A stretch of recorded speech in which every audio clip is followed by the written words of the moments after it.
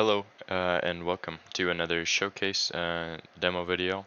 Today we're going to be going over the PlayFab inventory integration system that I have going on. So as you can see here, we have a little bit of inventory UI. You can see I have various blades and ammo inside my inventory. You can also see various player stats that are also synced through PlayFab. However, we're not covering player stats here today. We're mainly covering the inventory. So as you can see, there's a bunch of inventory slots that we have here. Each slot can contain an item or multiple items, of course.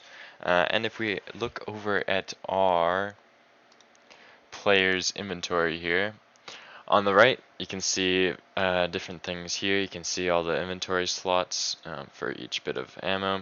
So here, if we click on one of these, it'll bring up this slot. If we look at, we don't have armor implemented as of yet, but if we look at, we have guns as well, and we have various swords.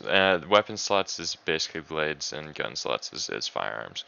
But down below here, you'll see we're using a scriptable object-based inventory system, which allows us to very quickly and easily create a bunch of items and add them within PlayFab and our game very quickly and efficiently. So you'll see this is just the majority of the items that we have, and then I've gone ahead and split them off into different groups, which allows for quicker indexing and everything within code here. So for example, we have two guns, we have so four blades here, and then you can see, well, I only have three in my inventory, but you can see that there. If we go over to PlayFab, let me just make sure not to show you guys too much. Let me grab this here. Okay, this is going to be tricky to not display stuff, but if I do it just right, I think I can do it. I just don't want to show you that URL. Oh, did I get it? Oh, it keeps wanting to snap. Oh, let's see if we can get this here.